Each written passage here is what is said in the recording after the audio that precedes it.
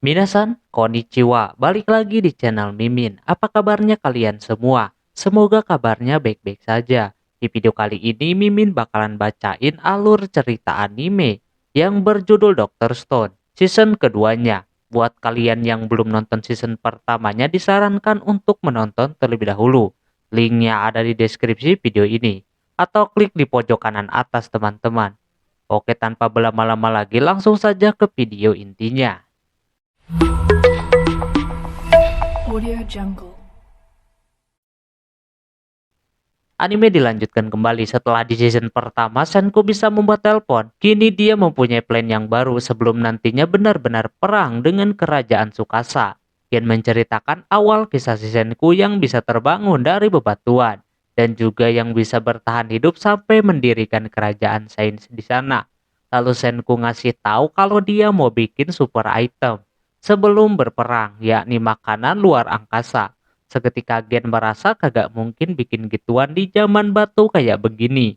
Terus mereka mulai berdiskusi tentang pembuatan rencana si Senku tersebut. Mereka belum mengerti arti dari makanan luar angkasa. Bahkan bapaknya si Kohaku pun sampai salah paham mengartikannya. Intinya dia seperti mau bikin makanan cepat saji. Untuk nanti dia bisa menusuk markas si Tsukasa. Kerajaan si Tsukasa tidak menyerang pada musim dingin. Salah satunya adalah tentang makanan pasti bakalan sulit, apalagi sedang musim salju. Inilah gunanya dia bikin makanan cepat saji. Dia membagi tugas dan tim Kohaku yang menyuruh bikin ramen dan tim pembuat ada si kakek dan juga Chrome. Strateginya masih sama. Jadi si kakek disuruh bikin alat vakum lagi. Tapi buat makanan biar bisa makanan yang ada di wadah udaranya bisa keluar. Setelah ramennya sudah jadi si Senku menyuruhnya untuk tidak memanaskan kuahnya. Dia mau membekukan itu ramen. Seketika si Ginro merasa aneh gitu kan hingga besoknya akhirnya itu ramen sudah beku. Nampak enggak ada hal yang spesial, itu cuma ramen biasa saja. Selanjutnya dia akan menyedot udara yang ada di dalamnya. Hingga nanti itu ramen jadi kering dan ringan. Buat dibawa kemana-mana. Gen baru ngeh kalau Senku mau bikin ramen instan. Inilah yang dia maksud makanan luar angkasa. Selanjutnya dia akan mengeringkan itu ramen menggunakan alat yang Kaseki buat. Kebetulan sudah siap. Berkat adanya tenaga listrik semuanya terlihat lebih cepat. Tanpa berlama-lama Senku langsung mengeringkan ramennya tersebut sampai benar-benar kering. Ketika sudah nampak orang-orang merasa ini kagak ada yang spesial. Itu cuma makanan biasa. Terus pas Senku tuangin air panas langsung dah pada kaget. Si Krom bakalan mencobanya terlebih dahulu. Pas dia mencoba ternyata rasanya lebih enak.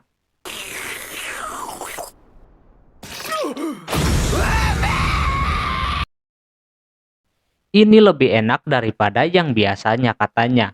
Mereka semuanya mencobanya, sedangkan Senku memikirkan masa lalu ketika bapaknya mempunyai ide tersebut sebelum dia berangkat ke luar angkasa. Abis ini mereka akan prepare, tapi si Ruri kagak mau ada yang terluka.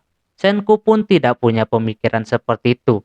Tujuan perang ini cuma satu, yaitu merebut kembali goa yang menghasilkan cairan ajaib yang bisa membangkitkan orang-orang. Selebihnya kagak ada lagi.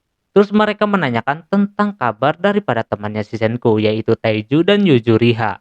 Mereka menganggap kedua orang itu orang yang keren, yang bisa bertahan di markas musuh. Emang si Taiju ini pantang menyerah, tapi sebenarnya dia itu sangat bodoh, jadi tidak sesuai dengan apa yang ada di pikiran si Ginro. Tak lama terdengar bocil-bocil lagi ngedengerin musik si Lilian. Walaupun itu musik udah diputerin berulang kali tapi masih membuat mereka ketagihan mendengarnya. Dari rekaman audio tersebut membuat si Gen mempunyai ide. Malam harinya ketika Senku lagi lihat langit ada si Gen yang dimana dia datang ke situ. Mau menyarankan satu rencana yang sangat amat berbahaya dan juga berdosa. Senku siap mengambil resiko tersebut. Jadi rencananya dia mau membuat anak buah si Tsukasa itu berkhianat dengan cara dia menyamar menjadi Lilian dari Amerika. Dia akan menyampaikan kalau di Amerika sudah aman dan sedang menuju ke Jepang untuk membantu mereka. Nah, otomatis mereka bakalan memilih untuk kagak perang. Si Krom yang dari tadi nguping kagak mengerti rencana mereka berdua apaan. Diceritakan lagi lah sama si Gen ya kan. Karena si Chrome udah tahu rencananya, dia menyuruhnya untuk kagak ngasih tahu orang lain tentang rencananya tersebut. Nantinya kalau udah kagak ada perang, otomatis si Senku dan juga Gen bakalan dibenci orang-orang. Si Chrome kagak mau gitu, karena dia udah diberitahu rencananya, dia otomatis akan kena batunya juga. Lagian dia besok akan berangkat juga ke tempatnya si Tsukasa. Jadi dia ingin mereka bertiga bersama-sama. Keesokan harinya para penyusup akan berangkat. Ada 3 orang, yaitu Chrome, Magma, dan juga Shigen. Tapi ada permasalahan yang lain. Kalau si Homura masih memantau mereka, nanti kalau dia tahu kalau kerajaan Sein sudah memiliki telepon bisa berbahaya.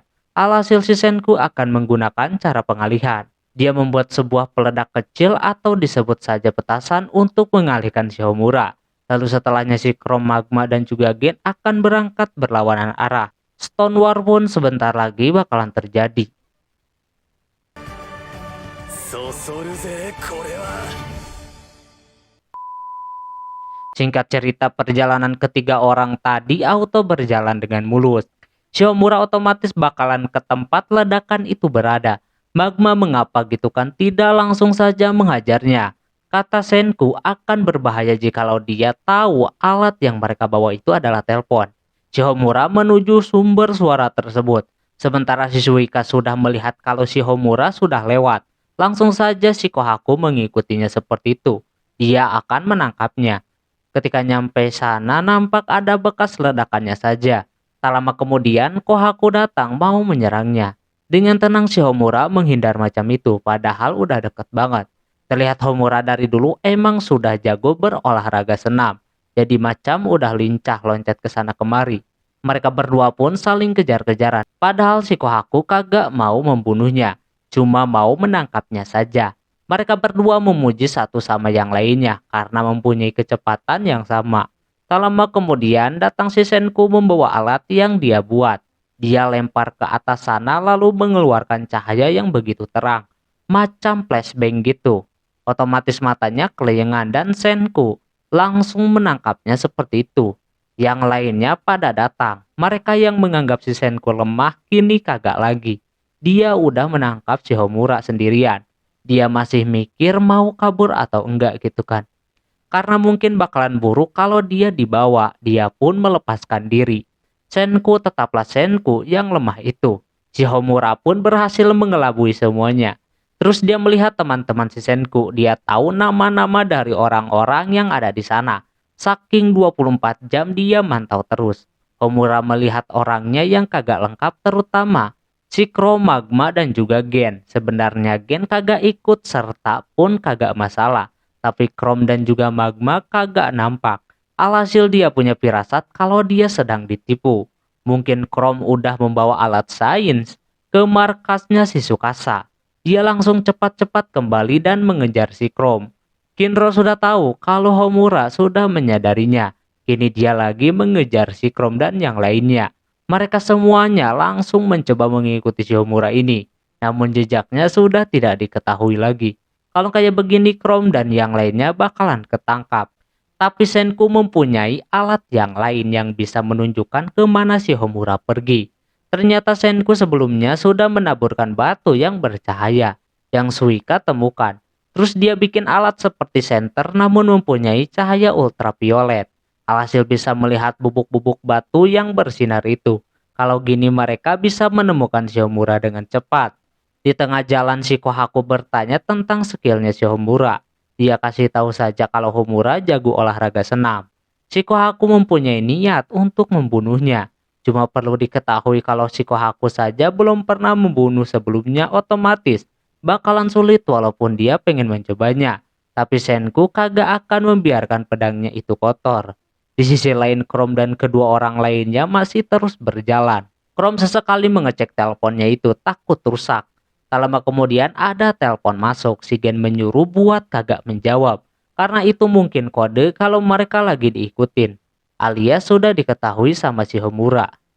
Cepat-cepat mereka bertiga melanjutkan kembali perjalanannya lagi. Sementara Senku istirahat terlebih dahulu. Dia akan menjepit si Homura. Dengan kekuatan komunikasi pasti mereka bakalan bisa. Sementara itu si Homura baru sadar kalau dia sedang diikuti sama si Senku dengan menaburkan bubuk batu bercahaya. Alhasil dia langsung menghapusnya. Terbukti ketika paginya si Senku sudah kehilangan jejak si Homura. Namun itu telepon terus menyala yang membuat si Kinro aneh. Senku jelaskan kalau itu si Gen sengaja miss call seperti macam memberikan pesan lewat sandi Morse. Intinya mereka akan menjebak si Homura di satu titik. Sementara itu Gen dan yang lainnya pura-pura lagi nyari sinyal. Jadi dia menyuruh si Chrome untuk memindahkan antenanya ke atas pohon. Seketika Homura kagak percaya di zaman batu kayak begini bisa menciptakan alat secanggih itu. Dia akan memastikannya. Pas dia naik ke atas bukan lihat pemancar sinyalnya, ternyata itu palsu. Gen sengaja menukarnya dengan yang palsu. Lalu Magma dan juga Kinro auto menebangnya. Dan dia pun jatuh. Untungnya masih ditolongin sama si Kohaku. Dia bisa menangkapnya tanpa harus membunuhnya. Lalu dia pun dibawa ke desa. Sementara ketiga yang lainnya meneruskan perjalanan. Tak lama kemudian mereka sampai di markasnya si Tsukasa. Nampak di depannya banyak banget patung orang yang membuat si Chrome ini kaget. Si Tsukasa memberinya nomor. Otomatis dia sudah menghidupkan orang sebanyak 32 orang. Ditambah, emang yang jadi patung itu orang-orang kuat semua. Magma berencana untuk menghancurkan patungnya saja biar cepat dan kagak bertambah pasukannya. Emang sih ide yang bagus, namun pas mau dilakukan sama si Gen dihalangin. Karena patung-patung itu kagak punya salah. Target sekarang adalah Tsukasa, mereka akan menaklukkannya tanpa ada yang mati satupun. Pas maju ke depan lagi sudah terlihat makam daripada makam palsu si Senku. Mereka akan mengubur teleponnya di makam tersebut. Malam harinya mereka coba memasang lalu kabelnya ditutupi sama tanah. Nah pas mau menyembunyikan teleponnya ada batu yang menghalanginya. Otomatis Magma auto barbar. Lantas hal tersebut membuat ada satu orang yang pendengarannya sangat bagus langsung menyadarinya. Mereka bertiga buru-buru menyelesaikannya.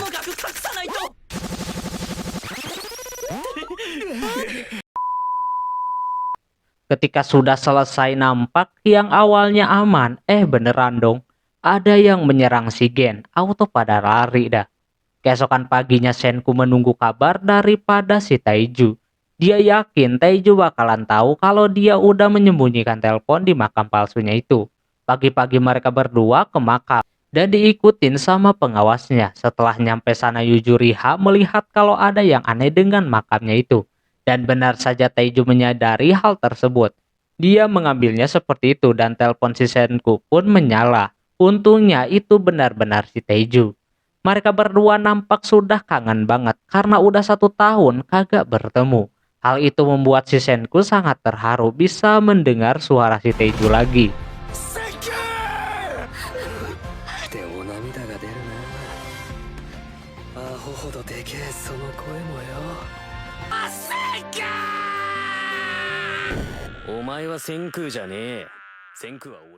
Dia terus merengek sampai kedengaran keluar. Tapi sekarang bukan waktunya untuk ngomong panjang lebar.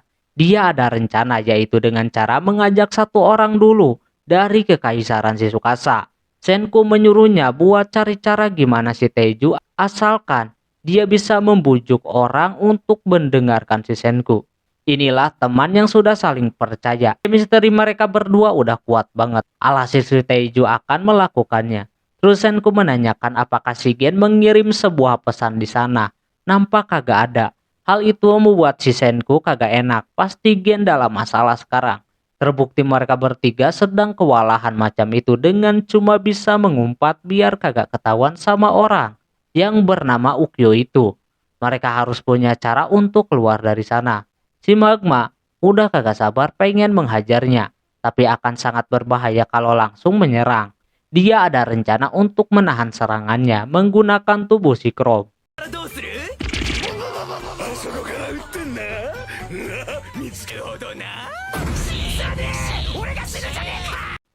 Mereka berdua malah debat kayak begitu. Yang pasti bakalan ketahuan sama si Ukyo. Ketika sedang berdebat, si Crow berpikiran untuk bisa menjadi umpannya. Dia mengambil barang sainsnya semacam baterai gitu. Lalu dia lemparin ke arah banyak daun lalu terbakarlah daun-daun tersebut. Dia mencoba menutupi pandangan si Ukyo dengan asap tersebut. Lalu dia berteriak-teriak macam itu. Ini kode kalau si Gen harus cepat-cepat pergi dari sana. Soalnya Gen sangat berharga banget. Magma pun ikut serta untuk mengumpannya. Biar si Ukyo ini kagak mendengar langkah si Gen. Gen auto berlari tanpa henti. Si Taeju udah memiliki target pertamanya untuk dijadikan rekan, yaitu pengawasnya yang bernama Nikki. Dia langsung disuruh sama si Taeju buat keluar. Nampak itu cewek tomboy banget. Dia sudah curiga dengan apa yang dilakukan sama si Taeju dan juga Yujuriha. Sampai mereka ketakutan macam itu. Nikki mau mencari tahu kenapa mereka berdua suka ke sini. Nikki menyuruh mereka berdua diam. Karena Taeju orangnya ngeyel, walaupun udah dihajar beberapa kali demi misi, dia akan memaksa si Nikki untuk mendengarkan si Senku. Sementara Senkunya malah bingung, ini kalau enggak ada si Gen, bakalan berbahaya. Siapa yang akan melakukan penyamaran menjadi si Lilian selain orang itu ya kan? Tak lama kemudian untungnya Gen pulang dan sudah bersiap untuk menghadapi si Nikki. Di sana si Senku langsung saja kalau dia bakalan menyampaikan sesuatu. Gen auto berubah menjadi si Lilian, lalu menyapa si Nikki. Seketika si Nikki gemeteran, akhirnya si Yujuriha tahu rencana daripada si Senku ini, yaitu menghasut si Nikki biar bergabung. Dia berharap bisa berhasil menghasutnya. Dia tahu kalau si Lilian itu ada di luar angkasa. Gen mengatakan kalau Lilian udah turun ke bumi dan baru saja diselamatkan. Intinya USA udah aman, mereka lagi OTW ke Jepang. Si Nikki tanpa diduga adalah fans beratnya si Lilian. Dia kagak akan memaafkan orang yang meniru suaranya. バイヤーだね。ガチなやつだこれ。ガチファン来ちゃったわいきなり。 Seketika Senku kagak percaya bakalan berhadapan langsung sama fans beratnya. Terus dia bertanya kepada si Gen kalau memang dia Lilian. Berapa CD yang sudah terjual? Nampak mereka kagak tahu, pilihannya ada 3. Yang pertama pura-pura lupa, yang kedua ngasal, dan yang ketiga marah-marah. Di situ Senku mencoba untuk menghitungnya seperti itu. Dan mendapatkan hasilnya yaitu 60 juta CD yang telah terjual. Lantas katanya jawabannya benar. Tidak sampai situ dia menanyakan ukuran badannya. Tentu ini di luar nalar pertanyaannya. Tapi si Senku mencoba untuk mengingat tubuhnya. Pas menjawab auto dah kalau jawabannya salah. Lagian seorang artis besar macam Lilian kagak mungkin mengumbar hal tersebut ke publik. Dia tahu kalau ini bukanlah Lilian yang asli. Dalam situasi saat ini kalau Gen memutar lagunya si Lilian pasti bakalan ketahuan kalau mereka bukan Lilian yang asli. Tapi Senku mengambil resiko dengan memutar lagunya dengan audio yang sudah diperbaiki. Pasti suaranya agak halus daripada yang sebelumnya.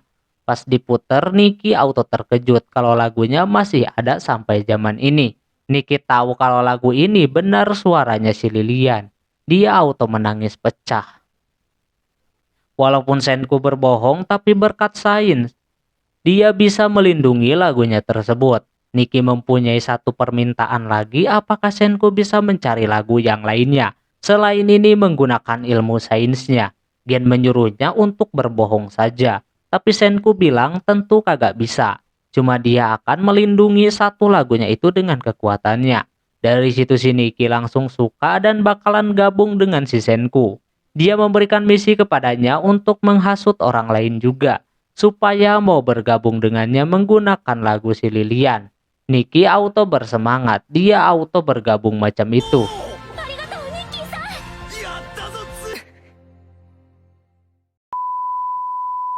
Setelah si Nikki ini mau ikutan ke dalam kerajaan sains, dia mau memberitahu dulu.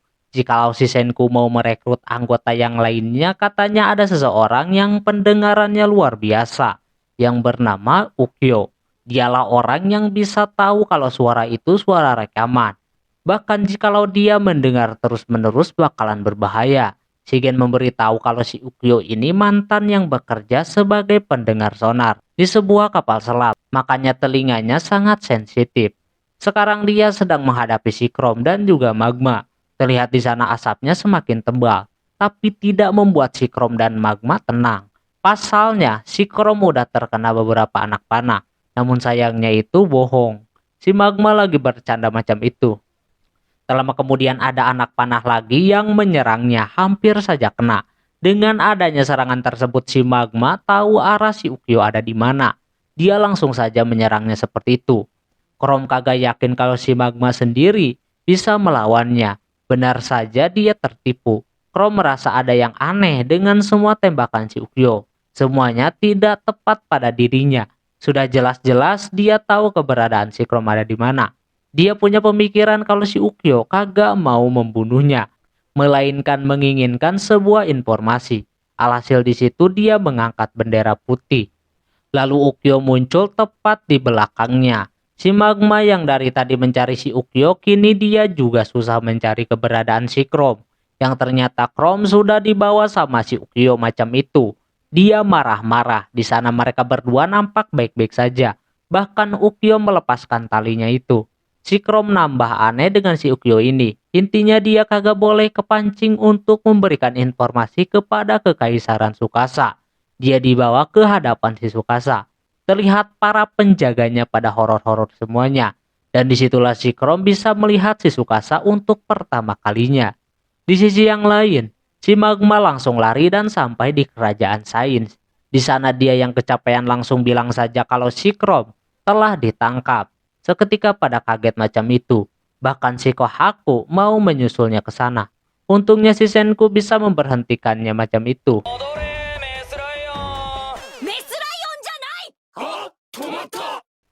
Mereka harus mencari cara untuk menyelamatkannya. Senku punya cara untuk menyerang ke markasnya si Tsukasa dan sambil camping di dekat markasnya. Yang lainnya auto mempersiapkan makanan, bahan-bahan yang diperlukan, yang kelihatannya banyak banget. Orang-orang di situ kagak mungkin bisa membawa bahan sebanyak itu. Di sana Gen melihat Kaseki lagi bikin ban gitu. Seketika dia merasa kagak mungkin kalau si Senku bakalan bikin mobil. Ternyata itu orang mau bikin mobil tenaga uap. Inilah kendaraan yang bisa menyerang si Tsukasa. Dia mencoba menggambar pola dan lain-lainnya yang banyak banget. Karena di zaman batu gini jadi dia putuskan buat pakai tenaga uap macam kereta api. Dia membutuhkan sarang lebah beserta madunya. Yang mana awalnya itu madu mau dipakai bikin plastik. Tapi kagak jadi. Padahal ngambilnya butuh pengorbanan sampai pada bengkak macam itu.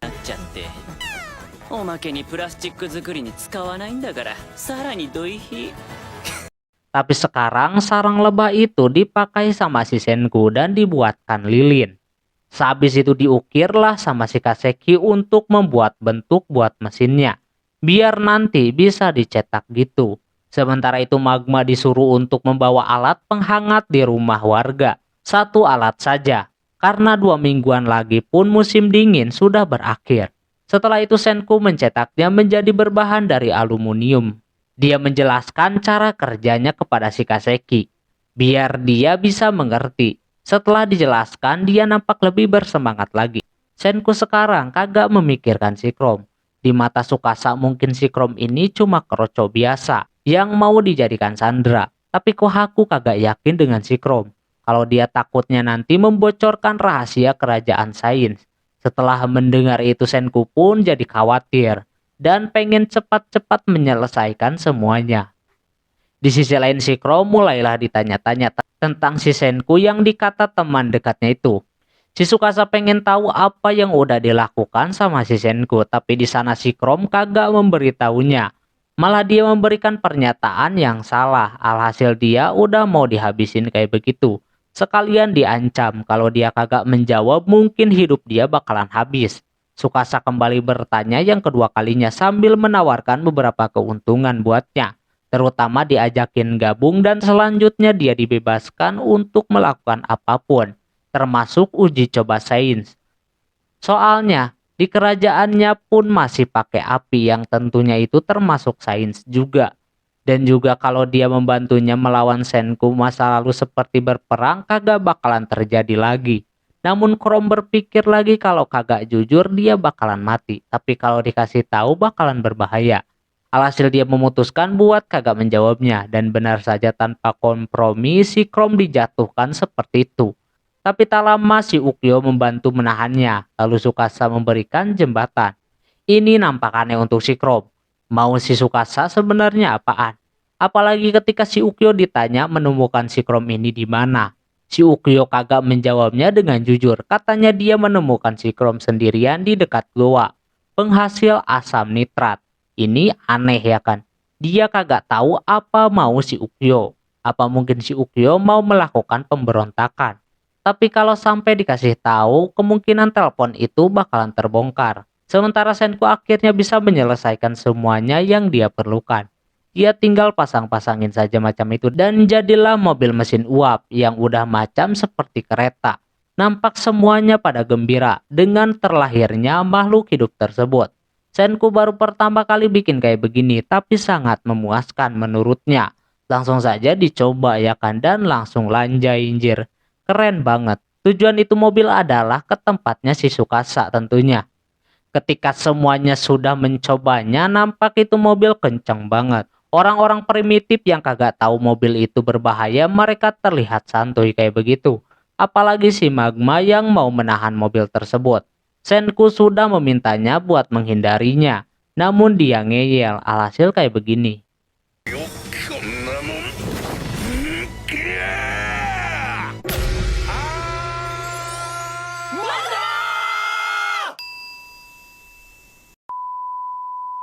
Sudah dipastikan mobil ini sangat kuat, udah macam gorila yang lebih kuat daripada si Kohaku. Auto dihajar dari si Ginro. Selanjutnya Senku menyuruh yang lainnya untuk bersiap-siap meninggalkan desa tersebut. Sekarang udah waktunya bukan menangis lagi. Di sisi yang lain si Chrome dimasukkan ke penjara macam itu. Di sana banyak banget penjaganya. Terus si Tsukasa terlihat mempunyai sebuah rencana. Sebelum berangkat si Senku mengetes mobilnya terlebih dahulu sama si Gen. Nampak getarannya kerasa banget kalau pakai ban seperti itu. Apalagi kecepatannya kagak bisa dikontrol. Setelah diuji coba barulah dapat ide untuk membuat ban yang lebih bagus lagi. Yaitu dari rerumputan. Dia terinspirasi sama mobil-mobil luar angkasa. Terlihat orang-orang dengan gotong royong membuat kerajinan gitu. Begitupun si kakek yang tak lama setelah mereka proses akhirnya jadi juga. Ditambah sekarang agak sedikit dibesarkan macam itu. Yang diberi nama Steam Gorilla. Warga-warga semakin senang dengan bentuknya, tapi tidak dengan si kakek. Dia merasa sedih karena tidak ada si Chrome di sana. Dia berharap si Chrome bisa cepat-cepat diselamatkan. Bukannya khawatir akan keselamatannya, melainkan dia kagak ikutan bikin mobil uap seperti ini. Emang kampret ini orang berdua. Habis itu barulah Senku mau bersiap untuk berangkat. Pertama-tama dia mau memprioritaskan lansia untuk menaiki mobil tersebut. Namun tanpa diduga beliau-beliau ini memutuskan untuk tidak ikut karena takut membebani yang lainnya. Karena mereka udah kagak bisa apa-apa lagi. Jadinya mereka mau tetap di desa saja. Yang lain merasa berbahaya kalau nanti ada pasukan si Tsukasa yang menyerang. Tapi mereka udah memutuskannya tetap kagak bakalan ikut. Senku bikin mobil itu salah satunya adalah untuk mengangkut para lansia tersebut. Sekarang mah mereka udah mempercayakan semuanya kepada si Senku kalau dia bisa memenangkan pertarungan ini dan membawa pulang si Chrome. Alhasil mereka pun menerimanya dan mulai berangkat. Dengan adanya mobil uap itu bukan berarti mereka bisa santai-santai. Nampak ketika di jalan yang menanjak, mereka tetap harus mendorongnya seperti itu. Inilah kelemahan daripada mobil tersebut. Harusnya Senku menambah tenaganya lagi sama mobil uapnya itu. Seketika si Senku dapat ide setelah memikirkan hal tersebut.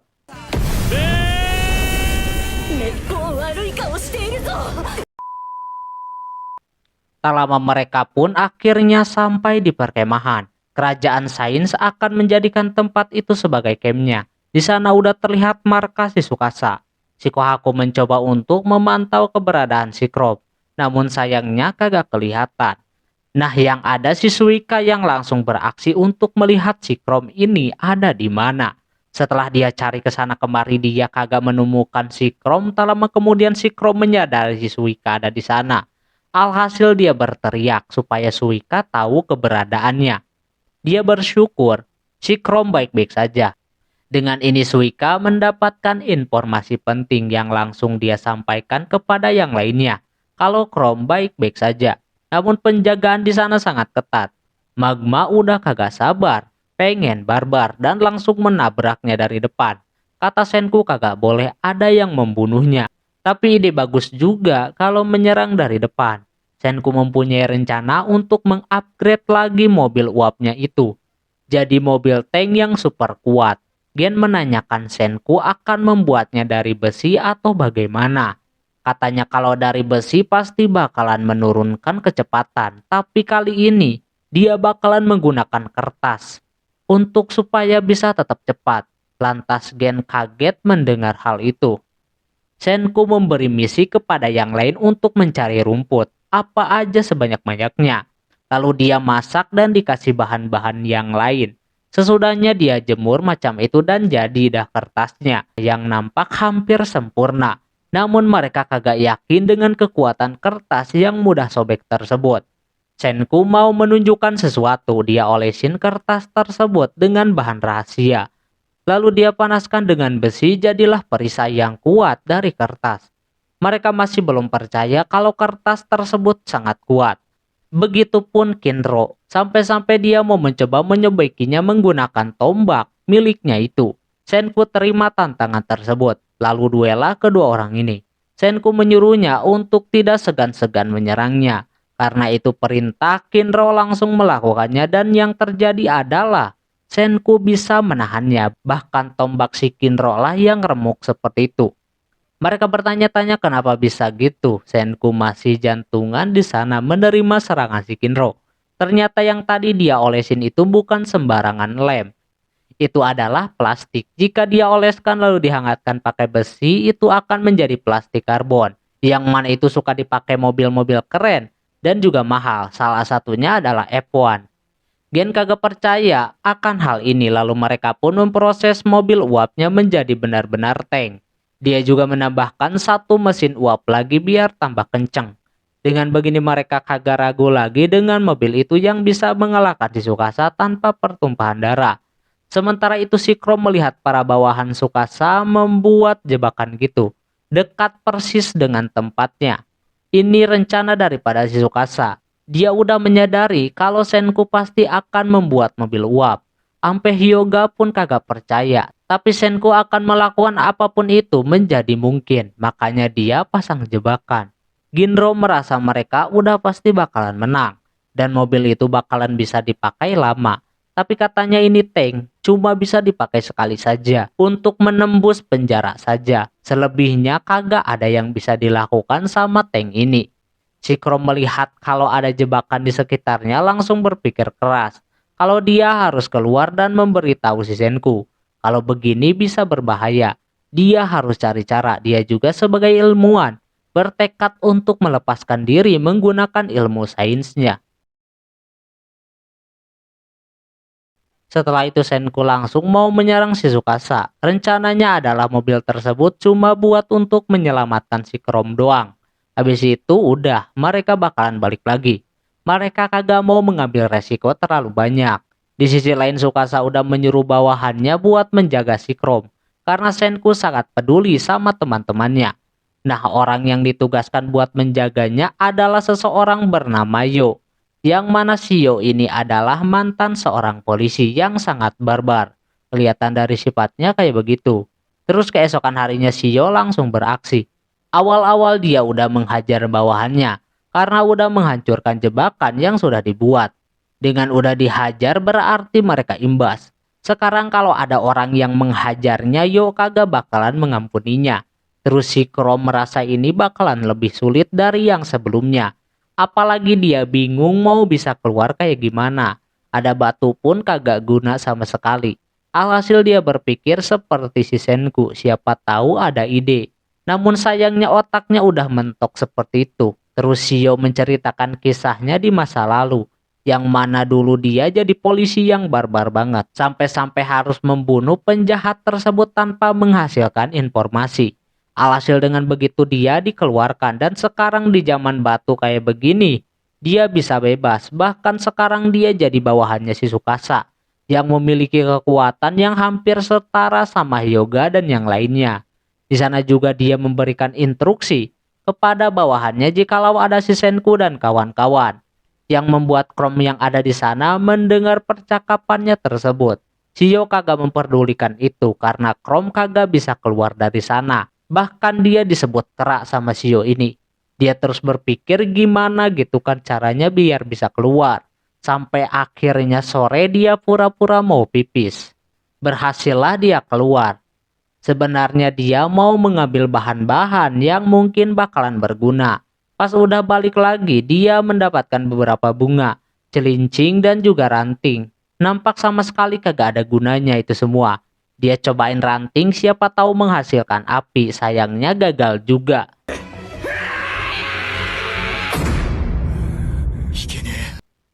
Coba kalau ada baterai yang bisa membakar, dia pasti bakalan bisa keluar dari situ. Alhasil dia pun menyerah dan tidur. Tak lama kemudian ada seseorang yang mengirimkan batu baterai tersebut. Si Chrome Auto senang macam itu. Dia mengiranya yang mengirim itu adalah si Taiju. そうか、例の噂の大樹たちだな。ありがてえ、俺のためにこっそり。 Dia langsung cobain lah ya kan ke pintunya. Dan bisa terbakar. Namun hal tersebut membuat para penjaganya langsung menyadarinya. Chrome takut batu baterainya itu ketahuan. Untungnya Yo menganggap kalau api itu datang dari ranting tersebut. Pokoknya di sana si Chrome ini diremehkan karena dia yang mengaku sebagai ilmuwan. Cuma bisa itu doang. Hal tersebut tentu membuat si Chrome marah. Tapi dia ingat kalau sains itu bukan untuk dipamerkan. Dia akan memperlihatkannya kepada kroco-kroco ini. Chrome pura-pura bodoh saja di situ. Sampai akhirnya dia pun ditinggalin. Chrome memutar otak lagi dan mengingat-ingat perkataan Shisenku, yang mana air laut bisa menghasilkan cairan yang berbahaya jikalau dipasangkan sama batu baterai yang dia pegang. Tapi sayangnya kagak ada air laut di situ. Alhasil dia punya ide untuk menggunakan air keringat. Chrome semalaman melakukan olahraga kagak jelas yang tujuannya supaya bisa mengumpulkan banyak keringat.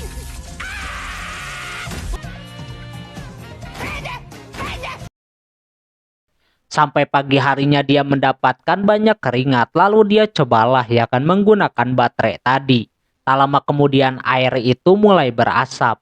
Pertanda kalau itu berhasil. Lalu Chrome mengguyurnya ke tali-tali di pintu tersebut dan hasilnya dia bisa berhasil keluar dari penjara. Chrome Auto menghajar semuanya dan pergi keluar sana dengan gaya. Dia sudah berlatih supaya bisa seimbang kayak begitu. Dia juga tahu jebakan yang mereka pasang ada di mana saja, sehingga dia dengan cepat bisa menjauh dari area tersebut. Shio kagak menyangka pria primitif seperti si Chrome bisa keluar dan bermain dengan sains. Para kroco itu kagak bisa mengejarnya karena takut terkena jebakan yang mereka pasang sendiri. Jadinya dia bisa lari sejauh mungkin. Dia juga belajar menghindar seperti itu dari si Ukyo. Tapi tidak dengan Shio, dia mengejarnya seperti itu dengan sangat cepat. Tak lama Chrome menemukan jalan buntu yakni di air terjun kemarin. Dia kagak bisa kemana-mana lagi selain melawannya. Namun sayangnya si Chrome langsung kenok seperti itu. Dia membanggakan dirinya seorang polisi yang teknik duelnya lebih bagus daripada si Chrome. Dia menyuruh si Chrome buat kembali lagi daripada dia harus mati. Tapi Chrome kagak memilih keduanya karena sama saja. Jadi dia tipu aja Shio ini dengan triknya. Seakan-akan dia sedang mengalami sakit pneumonia. Sampai keluar banyak darah seperti itu. Lantas hal itu membuat Shio terkejut. Chrome berhasil membuatnya tertipu lalu dia menyemburkannya macam itu. Yang membuat matanya pedih. Lalu Chrome serang burunya sampai telurnya pecah.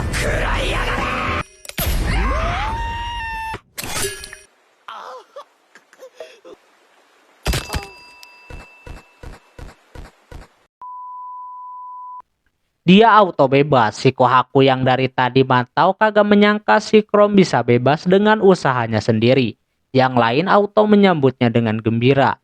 Chrome juga dibantu sama Suika berkatnya dia tahu campnya si Senku. Dia ceritakan gimana bisa kabur dari penjara. Dia pakai baterai dan juga keringat. Namun ada kesalahan penyebutan kata si Senku.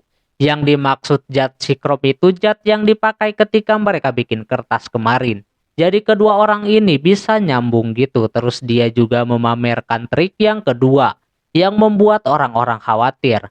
Tapi tidak dengan si Senku, katanya itu campuran dari celincing dan juga perila. Senku kagak menyangka si Chrome bisa secerdas ini. Senku mengakui kejeniusannya. Setelah dipikir-pikir, kata gen cairan tersebut adalah untuk mengasamkan prem atau prem kering.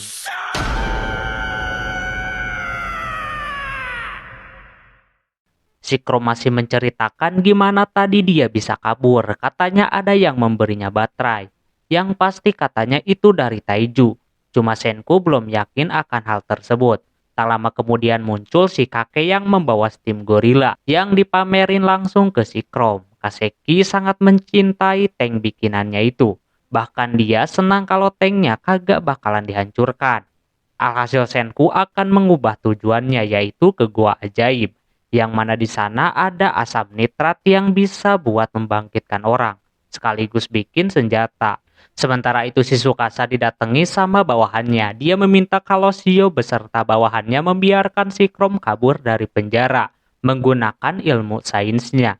Tsukasa udah kagak mau membahas lagi. Dia menanyakan Shio ada di mana. Itu orang sebelumnya diperintahkan Yo untuk berbohong kalau dia ikut terjun ke air terjun itu dan meninggoy. Padahal aslinya dia mau bertanggung jawab dan bakalan mengejar si Chrome. Alhasil dilakukan sama si kroconya itu. Di sisi yang lain, Taiju, Nikki, dan Yujuriha sekarang sedang mengajak prajurit yang lain untuk ikut bergabung dengan si Senku. Inilah saatnya kemampuan si Gen diperlukan. Dia yang udah latihan setiap hari pasti udah mendekati sempurna suaranya. Pas diputar nampak mereka udah pada tahu itu lagu siapa. Apalagi ketika si Gen udah ngomong. Kata fans beratnya udah 100% mirip. Dia berbohong di sana kalau Amerika lagi OTW ke situ, mau nolongin. Nah, jadi mereka mau berpihak kepada siapa gitu kan. Tentunya orang-orang itu auto mau ikut dengan si Nikki. Alhasil rencana mereka berhasil. Namun dengan seringnya melakukan hal begini sampai Gen dan Senku takut si Ukyo bakalan mendengar suaranya tersebut. Dan benar saja tak lama kemudian si Ukyo menyadarinya. Dia langsung datang ke tempat itu dan ngomong kalau dia emang sebelumnya pernah mendengar suara telepon tersebut. Sekarang adalah waktunya Gen melawan si Ukyo yang pendengarannya sensitif. Ketika Gen mencoba buat mengelabui si Ukyo nampak sulit banget. Kalau dia bukan Lilian yang asli karena dia menyadari dari gelombang suaranya. Dia tahu kalau itu suaranya si Gen, lantas ini berbahaya gitu kan. Kalau sampai si Ukyo bilang ke si Tsukasa bakalan berbahaya. Tapi anehnya, kenapa si Ukyo membalasnya dengan bahasa Inggris juga? Apa mungkin biar yang lainnya kagak mengerti dengan omongannya? Dari kejadian sebelumnya pun si Ukyo bertindak seorang diri. Padahal dia bisa saja menghubungi si Tsukasa dan yang lainnya. Terus di sana si Ukyo bukannya mau menjadi rekannya si Senku. Cuma dia terkesan dengan misi yang diberikan sama si Senku terhadap teman-temannya. Yang mana setiap hari ketika si Yujuriha mau menjahit, dia tahu kalau Yujuriha suka membawa banyak batu. Alhasil dia ikutin lah ya kan. Awalnya sih emang benar, si Yujuriha ini menjahit yang sangat cepat. Namun setelahnya dia ke tempat lain. Hal ini yang membuat dia terkejut tentang misi rahasia yang Senku berikan kepada si Yujuriha, yang mana dia bertugas untuk mengumpulkan patung-patung yang sudah dihancurkan. Lalu dia pasang-pasangin macam itu. Syarat buat patung itu bisa hidup lagi salah satunya adalah menyusun semua batu itu dengan benar. Ukyo benar-benar terharu dengan keadaan yang sekarang. Senku masih memikirkan orang lain untuk tidak meninggoy. Nah, dia tertarik buat bergabung dengan si Senku. Cuma dia ada satu syarat. Nampak kalau Ukyo bergabung bakalan jadi keuntungan besar. Gen bersiap mau bernegosiasi, namun Senku kagak mau buang-buang waktu. Langsung saja ke intinya. Ukyo cuma mau ketika perang nanti harus bersih. Kagak boleh ada sampai pertumpahan darah. Soalnya ketika dia dihidupkan sama si Tsukasa, melihatnya menghancurkan patung yang kagak bersalah membuatnya sangat kesal. Padahal itu patung kagak bersalah. Terus dia juga sedikit menjelaskan tentang Hyuga dan juga Tsukasa yang memiliki kekuatan yang luar biasa. Dia juga tahu orang yang membunuh pas di danau berbahaya itu adalah ulah si Hyuga. Senku jadi paham orang yang memberikan baterai kepada si Chrome itu adalah si Ukyo ternyata. Habis ngobrolnya selesai, mereka berpencar kembali dan kebetulan Tsukasa dan Hyuga ke sana. Dia meyakini kalau Shihyo udah meninggoy gitu kan. Si Hyuga juga tahu suka ada bawahannya yang berziarah ke situ. Si Tsukasa menganggap kalau dia berziarah untuk para bawahannya yang sudah meninggoy di danau berbahaya itu. Dia juga ingat nama-namanya, tapi dia kagak tahu kalau yang ngebunuh itu adalah si Hyuga. Sementara si Senku mengupgrade tanknya menjadi lebih keren lagi. Dia tambahin buat tembakannya gitu. Sekarang dia bisa menembak walaupun cuma 1 kali doang. Alias buat mengejutkannya saja. Pasti orang-orang pada takut. Ketika itu mereka akan menyerbu tempat goa tersebut. Tak lama kemudian si Taiju akhirnya datang bersama si Yujuriha. Kohaku dengan auranya saja sudah tahu kalau itu temannya si Senku. Dengan begini pasukannya sudah lengkap. Saatnya untuk menyerang. Sementara Tsukasa, ketika dia lagi menggali, kaget ada speaker di bawah tanah.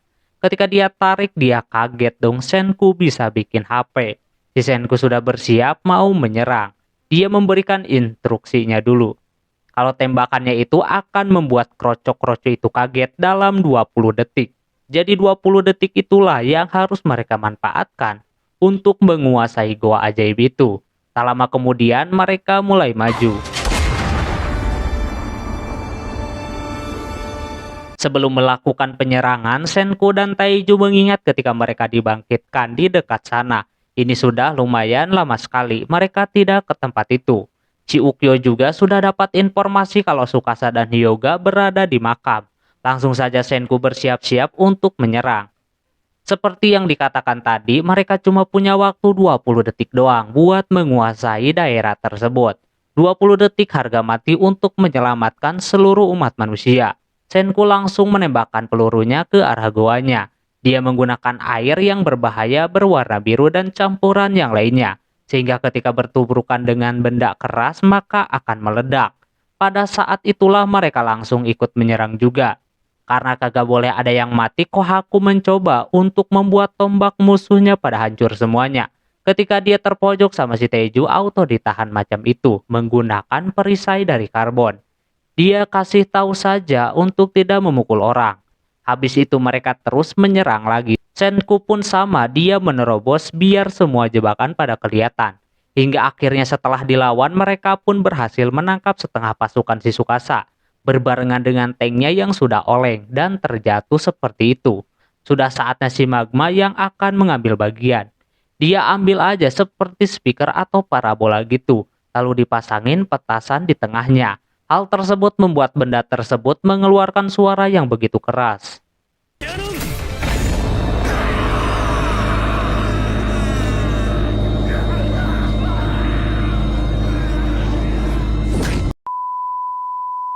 Pasukannya kini tinggal sedikit lagi karena mungkin mereka tidak fokus ada kroco yang menyerangnya. Yang persis terkena petasan yang tadi, otomatis rencana awal mereka gagal. Posisi Senku dan yang lainnya udah kagak bisa diselamatin lagi. Untungnya ada si Taiju yang sigap lalu dia mengeluarkan suaranya kayak begitu. Dipantulkan dan menghasilkan suara yang sangat besar. Dengan begini semua pasukan sudah habis. Di sisi lain, seorang jurnalis di Tsukasa akan melaporkan tentang kejadian yang ada, biar dia bisa diberikan apresiasi. Namun sayangnya ada si Ukyo dan juga Niki. Auto digelitikin dah, begitupun pasukan yang baru datang langsung mereka ikat macam itu. Dengan begini Senku berhasil untuk mengamankan goa tersebut. Setelahnya mereka masuk ke dalam sana. Sudah lama sekali akhirnya mereka bisa mendapatkan asam nitrat itu kembali. Bahan yang bisa membangkitkan orang dan juga bisa bikin bom atau pistol bila dicampurkan bubuk mesiu. Taiju sangat terharu akan hal itu lalu Senku menyuruhnya untuk tidak bersantai-santai. Dia harus cepat-cepat menggunakan asam nitrat itu untuk membuat senjata. Mumpung si Tsukasanya belum kesini. Tak lama kemudian si Ukyo dapat kabar buruk kalau si Tsukasa dan Hyuga datang dengan sangat cepat. Ukyo menyuruh yang lain pada kabur, lalu ada tombak menyerang si Senku.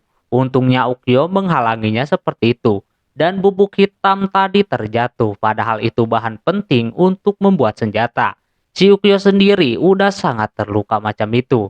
Mereka yang melihat kekuatan mereka berdua merasa pada kagak yakin kalau bisa mengalahkan si Tsukasa dan juga Hyuga. Inilah lawan mereka yang sesungguhnya. Begitupun para bawahannya ikut mengepung si Senku dan kawan-kawan. Sudah 1 tahun kagak bertemu, akhirnya Senku bisa berhadapan lagi dengan si Tsukasa. Dia akan membunuh si Senku untuk kedua kalinya. Senku sudah mengerti dengan tujuan kedua orang itu, yang tak lain adalah menghabisi si Senku. Dia siap saja jikalau harus mengorbankan diri, asalkan yang lainnya pada selamat. Yang lain pada kaget, terus Shigen mencoba dengan penyamarannya, namun Hyuga sudah tahu sekaligus dia menghancurkan itu telepon. Orang-orang yang udah dihasut baru tahu kalau itu bohongan. Lagian kagak mungkin telepon Amerika bisa nyampe Jepang. Dengan ketahuannya si Senku udah kagak ada pilihan lain lagi selain berkorban. Namun Taeju kagak mau hal yang dulu terulang kembali. Senku menjelaskan bahwa situasi sekarang beda dengan yang dulu. Sekarang dia udah menemukan banyak rekan untuk membantunya.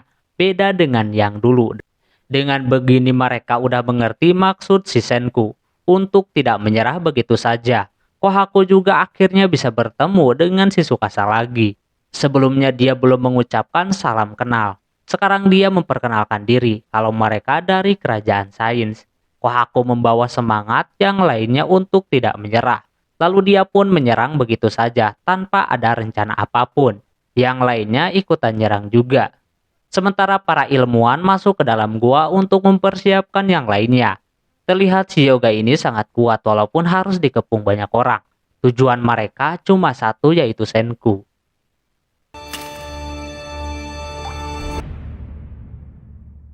Senku mencoba untuk mengambil asam nitrat tersebut untuk dijadikan senjata.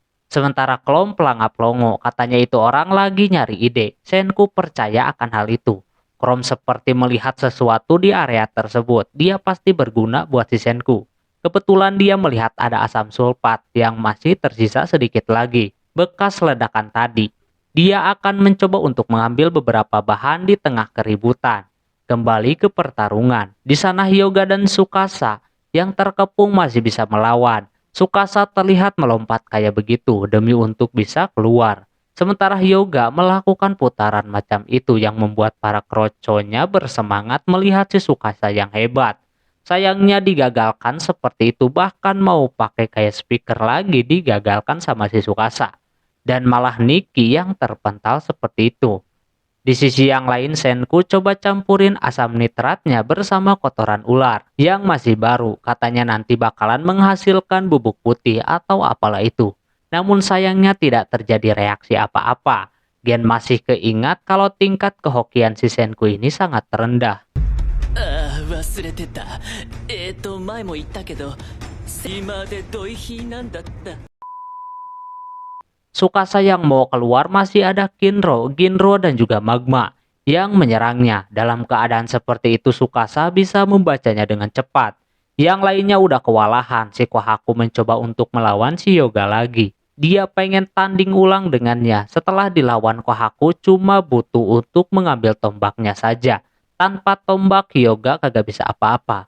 Tapi dia masih bisa minta sama kroconya yang lain. Kohaku kagak takut akan hal itu. Dia udah percaya dengan kerajaan sains dan juga teman-temannya. Mereka bakalan terus berusaha untuk melawan Tsukasa dan juga Hyuga. Sementara itu Senku masih mencari cara biar bisa menghasilkan sesuatu. Shigen pun tidak membawa bahan yang benar-benar kepake sama si Senku. Kalau aja ada asam sulfat. Tak lama kemudian si Krom datang membawa asam sulfat tersebut. Dia campurin ke asam nitrat dan dia tambahin lagi sabun yang pertama kali dia buat di depan si Tsukasa. Dia akan membuat si Tsukasa kalah sama sabun yang serbaguna tersebut. Ketika udah jadi, katanya itu satu tetes saja bakalan terjadi ledakan. Bahkan bisa menghancurkan gua itu. Gen ketakutan dia pernah mendengar dengan apa yang Senku omongin. Dia harus cari cara gimana biar ledakan itu kagak melukai orang-orang. Ketika si Tsukasa mau menuju ke arah si Senku, di sana ada si Taeju yang menahannya. Lalu tiba-tiba saja ada pesawat kertas yang membuat si Tsukasa sedikit bengong. Dan ketika pesawat kertas itu membentur sesuatu seketika langsung meledak. Inilah yang dia sebut dynamite. Hyuga merasa kagum dengan dynamite bikinan si Senku itu. Sebelumnya ini ide daripada si Gen yang untungnya dia bawa kertas. Sekarang otomatis pasukan Tsukasa bahkan Tsukasanya sendiri kagak bisa melawan lagi. Apalagi Senku, Gen, dan Chrome sudah bersiap. Bahkan si Ukyo yang udah sekarat masih bisa berdiri seperti itu. Mereka kagak percaya Dynamite bisa diciptakan di zaman batu. Tsukasa meragukan akan hal itu. Kalau dilempar bisa saja Senku melukai semuanya. Tapi semua akan bisa teratasi sama si Ukyo yang memasang cairan itu juga. Udah sekarat masih bisa berdiri, anjir. Dengan begini para kroconya auto menyerah. Kemenangan kini milik kerajaan sains. Cuma habis ini bakalan kayak gimana? Gen masih memikirkan hal itu. Si Senku memakai waktunya tersebut untuk melakukan negosiasi dengan Tsukasa. Sebelum itu, dia merasa aneh dengan si Tsukasa yang mempunyai impian mendirikan dunia baru tanpa orang tua. Padahal sebelumnya dia pernah bertemu dengan Gen di acara televisi. Manggung sana-sini bahkan ikut MMA. Hingga dia bisa dikenal orang. Nah sekarang pertanyaannya uangnya buat siapa gitu kan. Senku tahu kalau si Tsukasa mempunyai adik yang masih hidup. Seketika diceritakan di masa lalu yang mana si Tsukasa punya adik yang sedang dirawat di rumah sakit. Dia dapat kabar buruk kalau adiknya bernama Mirai ini kemungkinan besarnya bakalan sulit buat sadarkan diri lagi. Terus dia mencari kerang di laut, terus tiba-tiba dipukul sama orang tua karena dituduh mencuri. Keluarganya pun udah kacau balau lah intinya. Dari situ dia punya tekad untuk menjadi kuat. Waktu masih bocil pun itu orang udah ikutan MMA. Sampai akhirnya dia dikenal banyak orang dan disebut pria terkuat. Udah SMA pun adiknya itu masih belum sadar juga. Tapi si Tsukasa bakal terus menjaganya. Tsukasa udah kagak bisa ngelak lagi tentang itu. Terus negosiasi yang dilontarkan Senku cukup pintar. Karena obat pembangkit itu bisa menyembuhkan penyakit apapun ketika dihidupkan. Tsukasa auto kaget karena sekarang gua itu udah milik si Senku, jadi Senku mau menegosiasi kalau dia bisa menyelamatkan adiknya itu. Tsukasa butuh sesuatu yang bisa bikin dia percaya. Senku menyuruhnya untuk percaya kepada sains kalau semuanya bakalan bisa terjadi. Dari situ Tsukasa setuju dan perang pun selesai. Semua nampak menjadi satu gitu, mau bergotong royong dan lain-lain. Nah sementara si Senku dan Tsukasa lagi ngambil asam nitratnya. Lalu mereka pun mulai mencari keberadaan si Mirai tersebut. Di perjalanan mereka mempertanyakan atas apa yang dilakukan sama si Tsukasa. Yang suka menghancurkan patung orang-orang, padahal tujuannya cuma satu, yaitu adiknya doang. Dia berpikir dengan dia terlahir di dunia yang kosong terus ada obat buat membangkitkan seseorang itu pasti bakalan punya pemikiran untuk membuat dunia yang baru. Sekali lagi dia tegaskan walaupun sudah bernegosiasi, dia tidak akan mengubah impiannya itu. Tak lama kemudian mereka sampai di tempat rumah sakit di mana si Mirai dirawat. Nampak banyak juga patung yang lain di sekitar itu.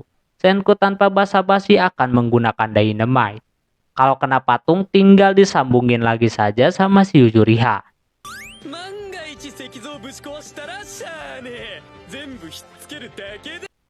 Hal itu masih dilakukan sama si Senku. Memeledakkan sana sini biar kagak capek menggali. Setelah itu dicari ke sana kemari sampai akhirnya Tsukasa bisa menemukan patung adiknya tersebut. Setelah itu sebelum dibangkitkan kembali si Taiju tidak lupa untuk memberikannya baju terlebih dahulu. Senku jadi korban 2 kali setelah sebelumnya pas mau membangkitkan si Yujuriha, dia dicolok juga. Padahal sekali lagi ini zaman batu tapi si Yujuriha menyelesaikan bajunya dengan sangat cepat. Ketika mau sudah dipakaikan kepada si Mirai barulah si Senku beraksi buat membangkitkannya kembali. Orang-orang desa Ishigami baru pertama kali melihat pembangkitan tersebut. Inilah waktu-waktu penentuan yang mana biasanya kalau punya penyakit apapun ketika dibangkitkan menggunakan cairan tersebut bakalan sembuh. Sekalipun otaknya mati pasti bisa kembali berfungsi. Tak lama kemudian benar saja si Mirai bisa terbangun. Tentu si Tsukasa kagak percaya dengan ini. Mirai masih bingung bangun-bangun kondisinya sudah berubah. Untungnya dia masih mengenali si Tsukasa. Kok aku berpikir kalau si Tsukasa selama ini sama sepertinya dulu. Sewaktu merawat si Ruri dan sekarang penantian yang panjang untuk dia supaya bisa membangkitkan adiknya itu. Keesokan harinya mereka kembali ke camp dan mau berniat untuk kembali ke desa. Bapaknya Kohaku menyuruh yang lain buat bersiap-siap. Si Mirai yang baru bangkit disuruh Hyoga untuk mencuci muka dan juga rambutnya dulu. Soalnya masih ada bekas batunya gitu. Alhasil dia nurut saja sama si Hyoga dan pergi ke sungai sana. Sementara itu si Chrome ketika mau beres-beres dia melihat kalau bomnya itu kelihatan kurang. Dia tahu kalau bomnya itu ada yang nyuri. Namun siapa gitu kan yang mencuri? Ukyo pun tidak bisa mendengar orang yang mengambil bom itu kecuali satu orang yang bisa ngelabuinya. Terus si Suika yang mau ke tempat tahanan terlihat kagak ada yang menjaga. Yang mana biasanya ada si Matel. Tak lama kemudian anjingnya menunjukkan keadaan si Matel yang udah kenok. Kurungnya pun kini sudah hancur. Yang berada di dalam adalah Homura yang palsu. Sebelumnya Shio ketika niatnya mau menculik si Chrome kembali, dia malah bertemu dengan si Homura. Di sana Homura mengatakan kalau Hyoga mempunyai misi tersembunyi. Suika yang panik tiba-tiba saja ada ledakan tepatnya di gua ajaib. Nampak bom yang tadi dikata hilang, Homura lah yang mengambilnya. Homura bakalan nurut dengan apa kata si Hyoga. Berarti si Tsukasa dalam bahaya. Senku cepat-cepat ke tempat si Tsukasa. Di sana mereka sedang nganterin Mirai untuk nyuci muka. Dia mendengar ada suara ledakan. Ketika Senku datang, dia langsung memberitahu Tsukasa untuk waspada. Namun Hyoga udah keburu menyerang si Mirai. Dengan sigap Tsukasa menghalanginya seperti itu sehingga serangan tersebut menusuk tepat dekat dengan dadanya. Hyoga mengirim Tsukasa ke bawah air terjun sana. Senku mencoba menolongnya, namun Hyoga menjatuhkan mereka berdua seperti itu. Hyoga pun ikut melompat ke bawah. Hal tersebut membuat Kohaku sangat kesal dan mau mengikutinya. Namun karena arusnya yang deras, bapaknya menahan macam itu. Mereka akan mencari ke hilir sungai. Malam harinya Senku akhirnya bisa menyelamatkan dirinya bersama Tsukasa ke daratan. Namun masih ada si Hyoga di depan mereka. Katanya Tsukasa udah kagak bakalan lama lagi, soalnya dia udah menusuk tepat di bagian dadanya. Sebelumnya dia pun udah mengetes kalau turun dari atas tadi mengarahnya pasti bakalan ke tempat itu. Kalau Tsukasa udah kagak ada, dia akan bebas. Selanjutnya dia mau ngobrol empat mata dengan si Senku. Namun Senku kagak tertarik ngobrol dengan si Hyoga ini. Di sana dia bergumam kalau sebenarnya fenomenal ini adalah fenomenal pengurangan populasi. Yang mana yang layak hidup itu adalah seseorang yang kuat. Dia kagak setuju sebenarnya dari awal dengan tujuan si Tsukasa membuat dunia yang isinya anak muda yang nantinya bakalan egois dan serakah. Dia yakin kalau saat ini terjadi karena dunia sedang menyeleksi orang-orang yang tepat. Si Senku kagak setuju dengan pernyataan tersebut. Karena dia punya pandangan sendiri kalau semisal enggak bisa menopang 7 miliar orang. Berarti 7 miliar orang tersebut harus saling menopang. Tapi situasinya sekarang berbeda. Dia akan mengakhirinya. Dia meminta si Senku bergabung dengannya saja. Karena tahu sendiri Senku punya ilmu sains yang luar biasa. Namun dia menolaknya. Si Tsukasa pun udah bisa berdiri. Alhasil si Senku ngelemparin batu kayak begitu. Dibarengi dengan burung-burung walet yang terkena pembatuan. Lalu Tsukasa menyerangnya. Sekarang tugas Hyoga tinggal menghabisi kedua orang itu saja. Sementara Senku dan Tsukasa kini akan bekerja sama untuk melawan si Hyoga. Mereka udah tahu kelemahan si Hyoga ini. Dia juga udah punya janji untuk melindungi si Senku. Namun janji itu telah dia lupakan. Namun sekarang dia akan membalasnya. Dia yang akan menghajar si Hyoga. Pas maju mereka berdua menyusun rencana yang membuat si Hyoga ragu dengan kedua orang itu.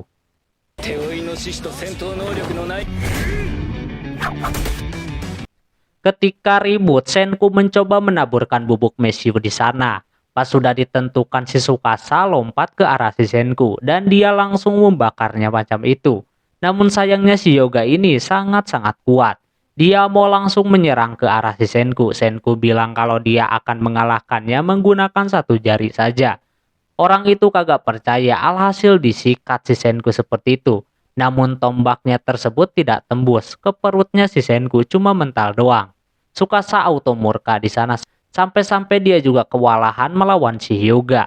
Dia memberitahu kalau lukanya itu membuat si Tsukasa hidupnya kagak bakalan lama lagi. Dia sudah tahu, jadi buat apa melakukan itu.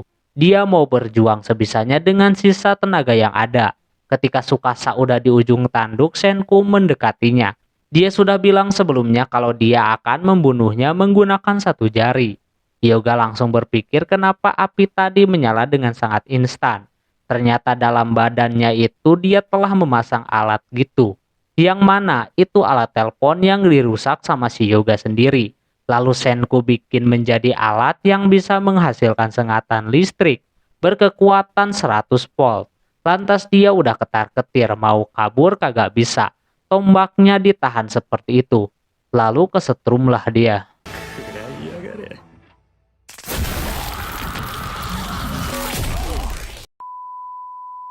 Langsung auto kenok macam itu. Terlihat Tsukasa udah tidak bisa menahan lagi luka tusuknya itu.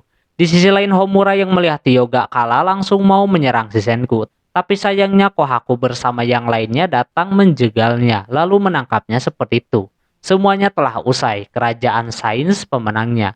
Nampak Senku tidak apa-apa, dia cuma bersyukur sebelumnya si Senku berlatih dengan si Kinro. Jadinya dia bisa menahan serangan si Hyuga tadi. Mereka menanyakan si Hyuga ini mau dibebaskan atau gimana. Senku akan membebaskannya ketika peradaban udah kembali normal lagi. Biar yang kuat itu bukan si Hyuga lagi. Atau nanti mereka bisa mendirikan hukum. Di tengah jalan ketika mau pulang si Kohaku merasa ini sudah berakhir. Namun Senku tidak berpikiran macam itu. Malah inilah awal dia untuk mendirikan kerajaan sains. Esokannya anak buah si Tsukasa kini udah bergabung. Jadi markas Tsukasa kini dijadikan markas utama. Barang-barang sainsnya pun pada dibawa ke sana. Sekalian Chrome memberitahu akan alat-alat tersebut kepada yang lainnya, termasuk ramen dan lain-lain.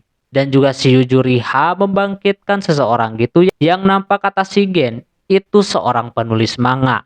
Seperti apa yang telah disebutkan si Senku sebelumnya. Kalau waktu di zamannya banyak hiburan selain musik, yaitu manga dan lain-lainnya.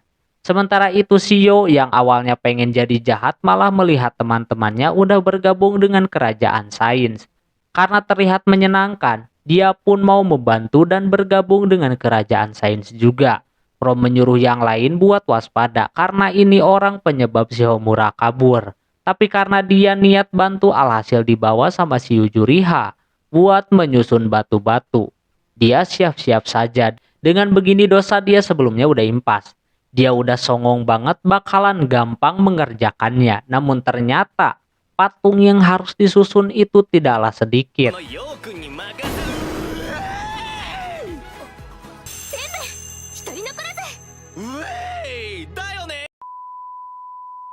Di sisi lain si Tsukasa memberitahu di mana saja dia telah menghancurkan patung-patung itu. Sekalian dicatat kayak begitu sebelum dia meninggoy. Tsukasa tahu persis semua di mana saja dia pernah menghancurkan patung-patung itu. Taiju akan mencari patung-patung tersebut asalkan dia diberitahu tempat-tempatnya. Terus dia juga mulai mencari bersama yang lainnya. Terus Hyuga dan Homura lagi di penjara. Kohaku yang mengirim ramen kepadanya, Hyuga merasa aneh kenapa mereka kagak menghabisinya yang sudah menghabisi Tsukasa.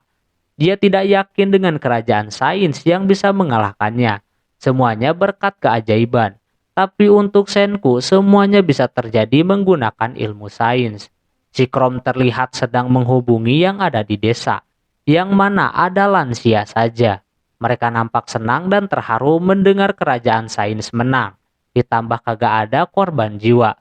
Begitupun Chrome sangat senang di desanya pun masih utuh-utuh saja. Kagak ada korban jiwa. Setelahnya, Senku mau membuat sesuatu. Dia nampak mencampurkan banyak bahan di sana yang kagak mengerti sama sekali. Intinya dia mau bikin lem buat lukanya si Tsukasa. Ini berarti si Tsukasa bisa disembuhkan. Senku jujur saja kagak tahu kalau sampai sembuh. Dia cuma memperlambat umur dia saja sebenarnya. Dia bukan sihir yang bisa kayak begitu. Keesokan harinya dia mengobrol dengan si Tsukasa. Senku di sana sudah berjanji bakalan menyelamatkan si Tsukasa. Rencana dia adalah melakukan pembatuan kepada si Tsukasa.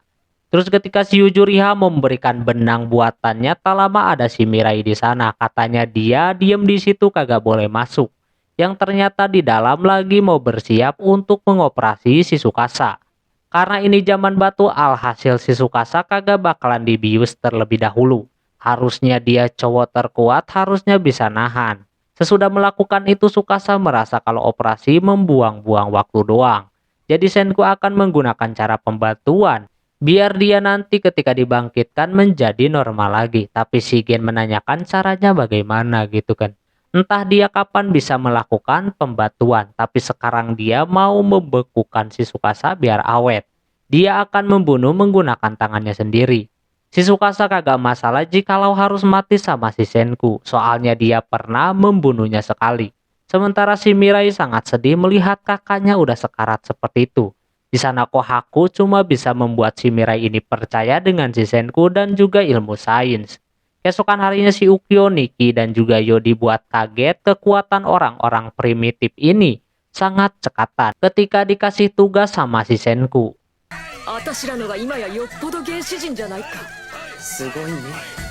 Mereka akan bikin pendingin yang membuat orang-orang mustahil gitu di zaman batu kayak begini. Senku pernah melakukannya kepada ramen yang pernah dibekukan. Karena itu musim dingin, Senku bisa-bisa saja bikin kulkas.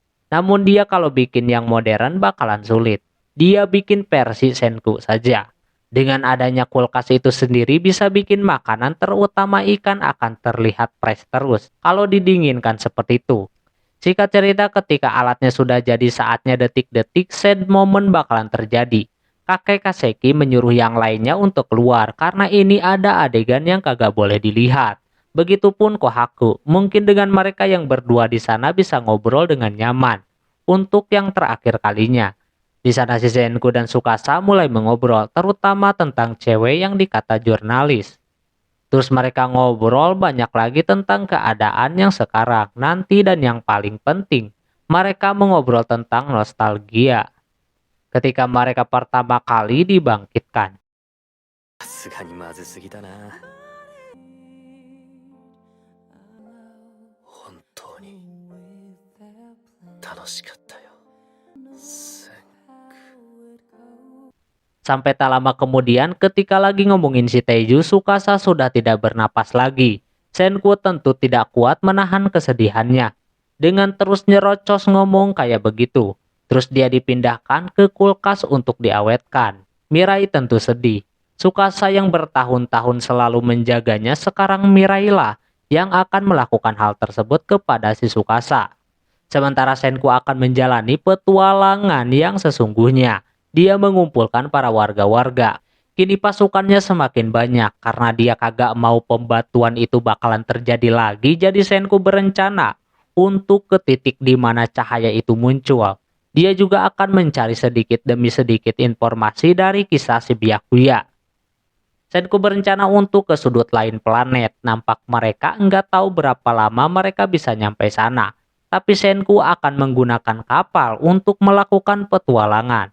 Tentu ini akan menjadi pengalaman yang baru, bisa berkeliling dunia menggunakan kapal. Setelah perjalanan 2,5 tahun, sudah saatnya Senku mencari di mana cahaya pembatuan itu berada. Di sisi yang lain diperlihatkan satu patung yang akan jadi tujuan si Senku.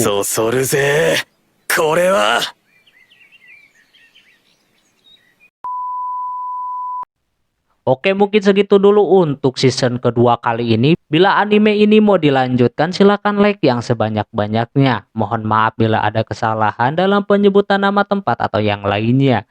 Dan sampai jumpa di video selanjutnya. Jamatane, bye-bye.